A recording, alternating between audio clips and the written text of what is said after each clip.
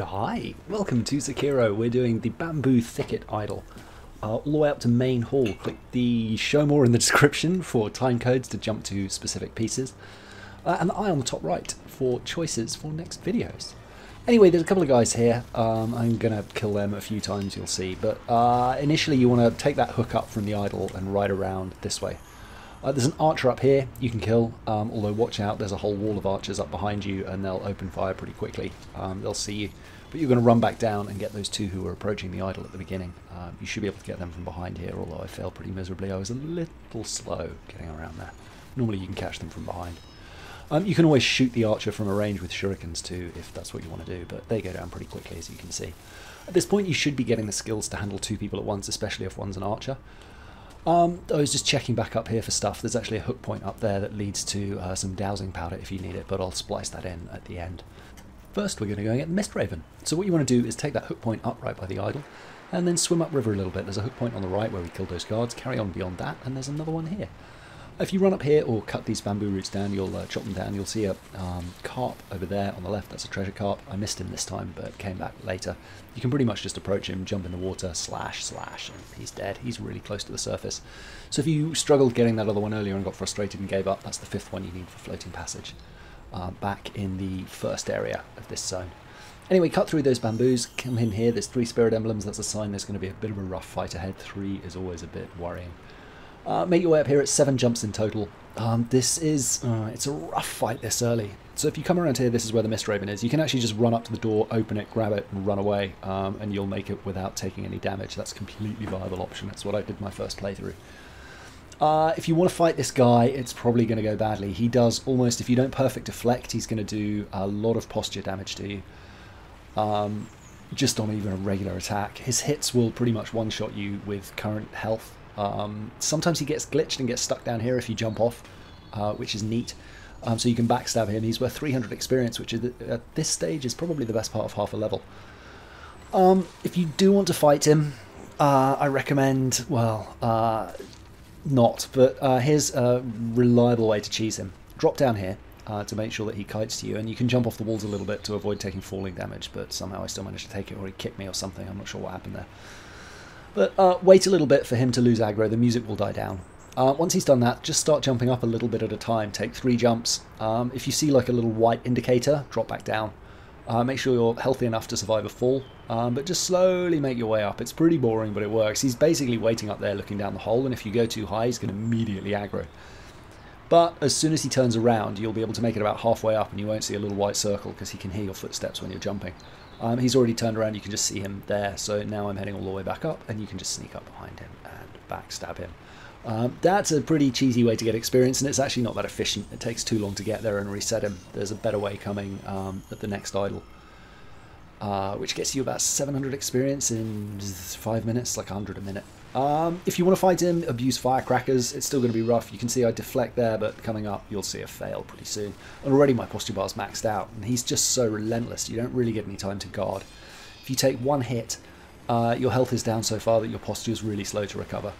I should maybe be using those moments where I use firecrackers to heal instead, but here comes the big one, and now I'm down. Managed to dodge that on the uptake, but lost track on him, which just always gives me complete fear. Firecracker him again, should have used that. See, even with a deflect, my posture goes up. There's a perfect deflect. I should have been holding block there to send it down. You want to dodge this guy as much as possible to avoid taking too much posture damage. But yeah, I'm just so used to fighting them with a big health bar and not really caring if they tap me a little bit. I've never taken the time to learn them, so I'll have to do that. You're going to meet a lot of these guys protecting some awesome loot, so it's worth getting good. It's worth getting good to fight against them. But yeah, you can see here I used my resurrect and it still didn't go that well. I did manage to beat him. Fire. So you've been getting lots of oil, throw that, and then use your flame vent. You'll light him on fire. If you do that 4 times, you're going to take his health down. Also, the moment he initially burns, he'll, I think it's because of the oil, but he'll, for about 2-3 seconds, enough for 3 or 4 attacks, you'll just be able to wail on him. So do your highest damage attack. I should be using floating passage because I think I'd get to complete an entire set.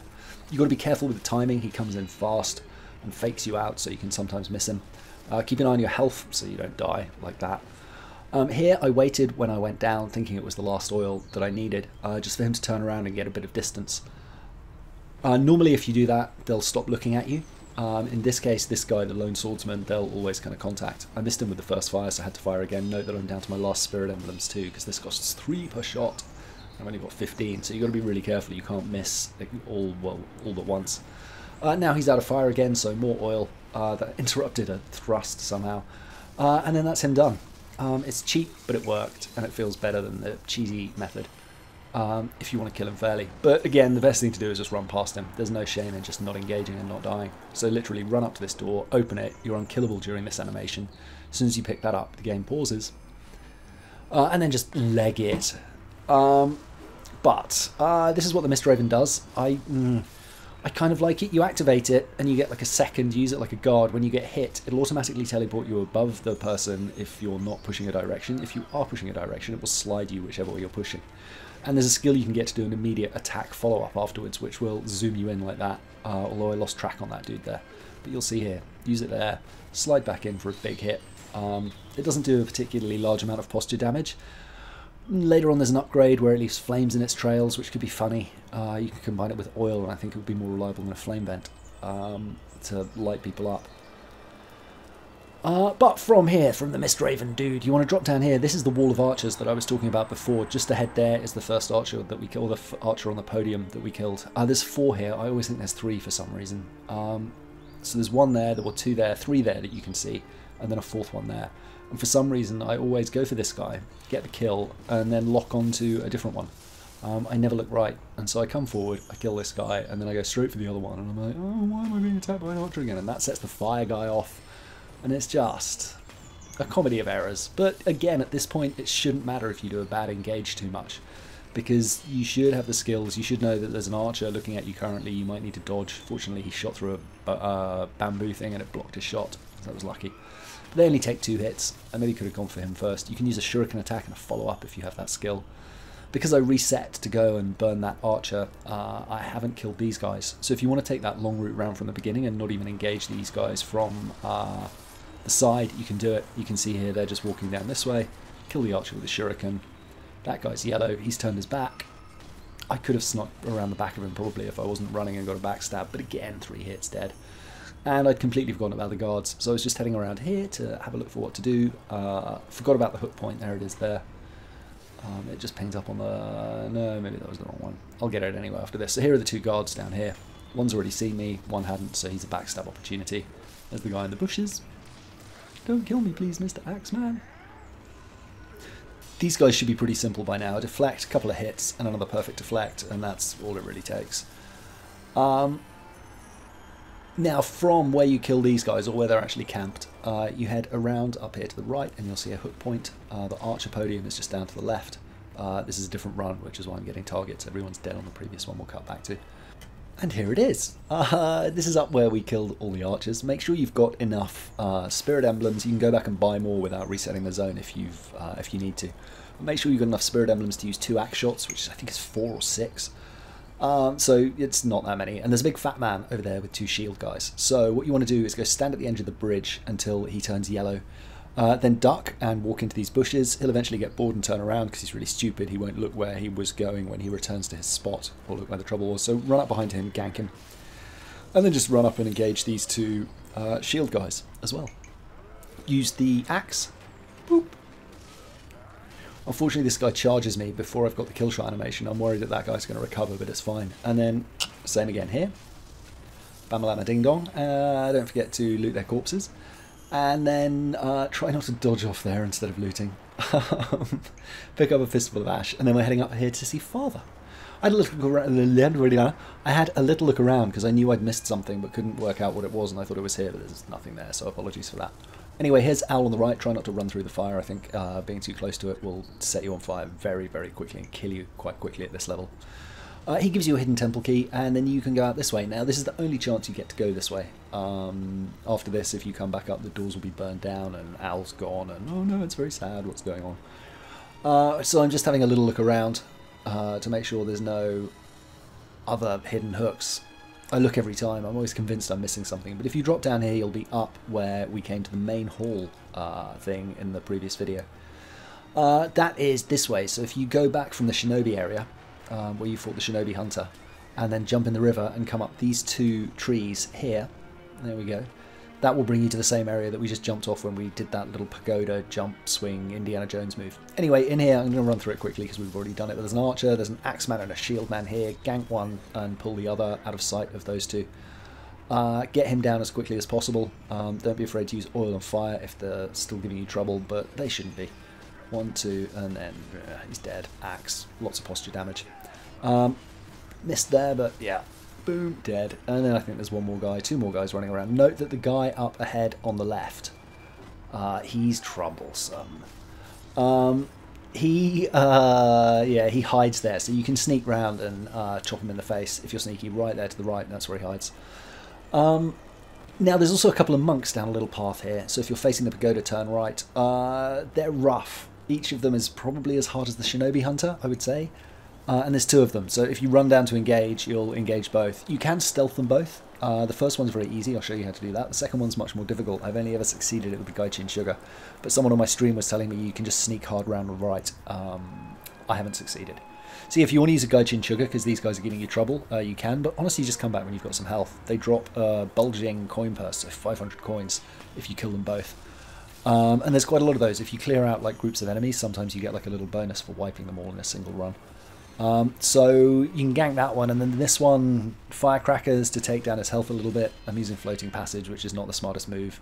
They sweep a lot more aggressively than the shinobi hunter. That's one thing to keep in mind.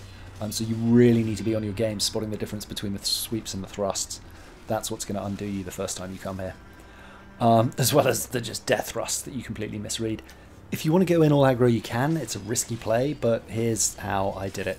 I started with the axe to waste some spirit emblems because that's really smart. Ideally you want to pull him with a shuriken just to get a little bit of chip damage. Then use firecrackers to do the same. A little bit of vitality damage slows his posture regain. Now notice here when he does the thrust, I'm interrupting it with a floating passage. I managed to jump that somehow, but here, he's warming it up, and again, because I don't like trying to Makiri counter that one when it's really close, the other ones are much easier. But there's the first guy down. So don't be afraid to interrupt the thrusts that they do where they bring their spear to the side before they thrust. I find that one really tough. They normally do it at long range, but here if you have them up against a wall, which is entirely possible. Yeah. Anyway, a little bit of vitality damage, and then just look for the Makiris and remember to spot the difference between the Makiri and the sweep. If you're worried at any point, you can abuse firecrackers. You should have plenty to use. Back off to heal up. Here comes a big one. Ah, completely failed it. I thought I had it so convincingly. Okay, that one where they do the multiple jab, where they go jab, jab, jab, you can Makiri any of them. So if you get hit by the first, don't be afraid to try and get the Makiri on the second. But there we go. Done.